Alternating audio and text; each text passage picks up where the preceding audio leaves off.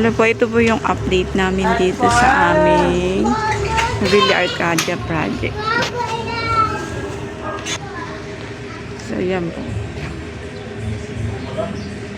Tapos dito sa ano, ay, naka-brown na pala. Nagulat naman ako. Ito po, ginaya po kasi sa existing na kulay ng bahay. So, dapat malapit lang siya dyan kasi para po hindi kami magkaroon ng violation. Then dito po, dapat hindi na to kasali kung totoo yung violation. Kaya lang, ginawa namin yan kasi manhole din to, drainage. Then yung kuryente kasi ng kapitbahay. Dito dumaan kila sir, so mataas siya. So kung hindi namin lagyan ng step, so pa rin siya dyan, nakahamba lang siya dyan. So pwedeng matisog yung aming kliyente. Ayan po ang katibayan. So bumaba na siya, yan yung orange pipe na yan. Kuryente po yan. Galing dito sa main, papunta po doon yung connection sa kapitbahay. So yan pong gagawin namin dyan. Instead na ayusin ko yan, ang in-approve lang po ng engineer is lagyan lang daw po ng box na 6 inches. So yun lang, para lang matakpan yung yung pipe ng kuryente. So yun po. Then dito po meron niyang wood planks. So hard planks. So yung hindi pa namin pinakabit. Pagka finish na namin siya ikakabit. Then ito, gumamit kami dito ng 2x3. Yan. So may isa-approve sa aming kliyente yan. Then ito po, dito lagi hindi ako gumagamit na ng hinge na yung para sa mga bakal kasi mas preferred ko ito.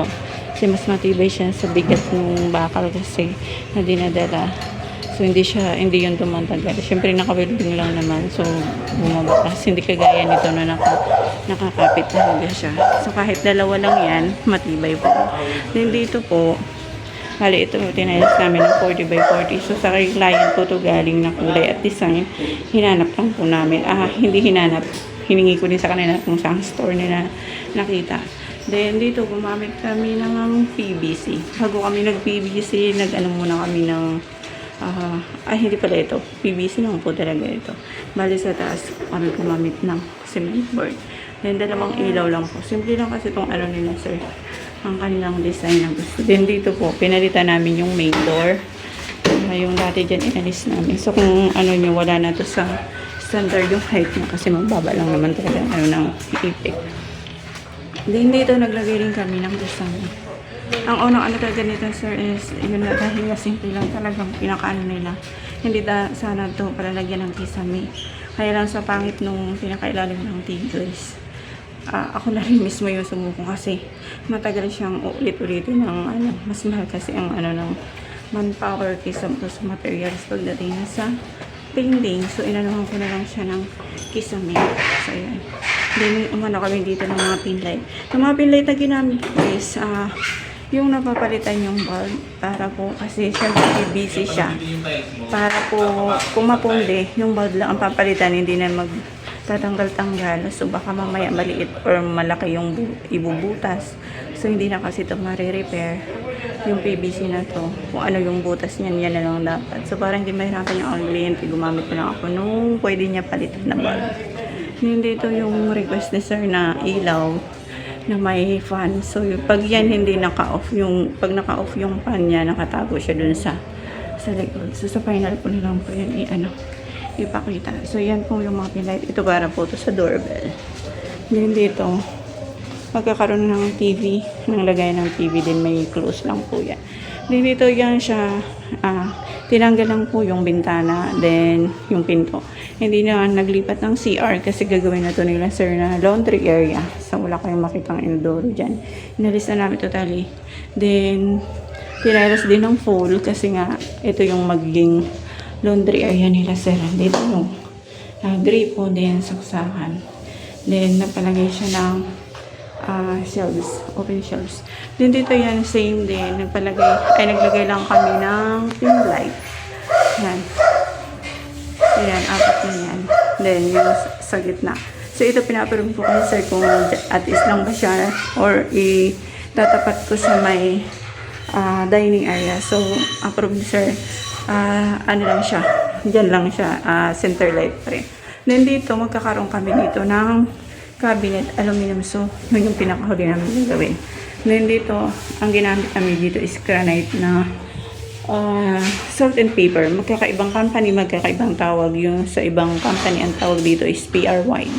Then, sa Box Plus, gumamit na lang ako ng 60 by 60. So, yan lang kasi ang pasok sa budget namin, 60 by 60 yung Box Plus after nung 10 cm. Kasi pag inano ko na siya ng puro granite, masyado na po siyang mahal. So, hindi na siya pasok doon sa aking kontrata. So, bali, ang kontrata ko po kasi dito is labor materials. Then, dito yung side ng ref. Then, ito, ang cook pa nila, sir, nakaano na din po yan. So, yan. Then, dito sa CR, hindi ko maipakita ang baba kasi ginamit pa namin yung lumang inidoro kasi nga dyan ko sila pinapaihi. Dahil yung CR sa taas, hindi ko totally pinapagamit. So, naglagay kami ng exhaust fan, then ilaw, then yung shower nila, sir. And then, merong heater. Magkakaroon kami dito ng shower enclosure. Then, nagpalagay din si sir ng cavities. Then, punta po tayo sa taas. Bali, ito yung CR nila sa ground floor, sa back. Yung dating CR dito, nilipat doon. Punta tayo sa taas. Pagdating po sa taas, yan, gumamit pa rin po ako ng PVC. So, dito po, bago kami mag-PVC ceiling, nilagyan ko po muna siya ng cement board. Kasi po, although yung, tawag dito, yung pinaka-marketing strategies nitong ating PVC ceiling is heat resistance. So, alam nyo naman po na wala naman talagang perfect kahit po ano. So, para po makasigurado kami, naglagay muna kami ng cement board bago po mag-PVC. So, itong nakikita nyo itong manhole to, na-request ni client kasi kumbaga, kapag merong tinoubleshoot, may dadaan. So, yan po. Same po dito. Yan. Ito po yung isang bedroom. Then, ito po yung pinaka-master bedroom nila, sir. So, yung aircon doon, nagpaano si sir dito ng 35 cm. Na ano, para po yung aircon doon, yung lamig niya, dito ang tapon niya. So, nilagyan ko rin po siya ng pin light, then center light, then dito yung study area ni sir. Yan. So, magkakaroon pa kami diyan ng shelves. Then, ano lang po, drawer. Then, ito yung CR niya dito sa second floor. So, yan. Meron ding exhaust fan din, ilaw. So, wala lang kami dito ang shower kasi based dun sa namin kasi medyo maano yung pag-akyat ng tubig. So, hanggang gripo lang. So, yung gripo naman ni Sir Ernest, nakaredy naman po yung kabitan ng shower. Wala naman kasi siya ditong pa-heater sa taas. So, ito lang yung pinili ko dito. Yung sakto lang dito sa sukat kasi medyo maliit yung CR sa taas. Then, lavatory na may cabinet. Dito tayo sa kabilang. Etong kulay ng pinto is nilapit namin sa kulay ng kisame. So, yan po yung kulay ng kisame. Hindi pa namin napupunasan. So, pag napunasan po yung makikita niyo po. Dito po yung isang room, which is dito nakalagay yung aircon. Yan po. So, ganun din po. Naka-PVC ceiling din siya. Then, mga pin light. Then, center light.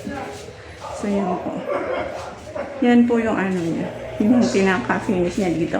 So, same po yan. Lahat po yan nilatagan muna namin. So, kung lagi po kayong nakaantabay dun sa page namin. So, makikita. Ay, ito pala. Ito yung evidence. Ang ebidensya po na meron po kami munang cement board bago nag-PVC. So, ito po ay cabinet ni sir. Dito sa taas ng stairs. Ayan po. Then, dito sa, sa terrace. Dito po, 40 by 40 din ginamit namin. Then, pina-full grills ni sir kasi nga, syempre, lagi silang may work ni ma'am. Gabi na sila dumadating. Then, dito, ganun din, PVC ceiling. Then, dalawang lights. So, yung parang pa-pin light ang ginamit ko para po hindi siya mahirap i-maintain. So, PVC din po, ang ginamit ko dito pinaka-final, pero po bago po yan, may cement board po yan. Ang usapan kasi namin dito ni Sir dati is spandrel. So sabi ko sa, ang pinaka-usap ko sa kanya kung okay lang ba PVC ko na, then isasama ko na lang yung baba. Yun yung parang inano ko nga sir. So pumayag naman. So nilagyan ko muna siya ng cement board bago nag-PVC. So, yan po yung aming update. Then, ang susunod ko pong update ay yung na po, final na. So, ito po ay tricolor. Ang cute niya. Yan. Tricolor po yan. So, ano pa yung aming PVC ceiling kasi nga hindi pa namin napupunasan. Ongoing po kasi yung pagkakabit. So, alam nyo naman pag kinakabit yan, inaanong ganun, hinahampas-hampas ganun para po magdikit sila since mahirap siya kasi nga may cement board na siya. So, yan lang po. Sa sunod po ulit. Thank you.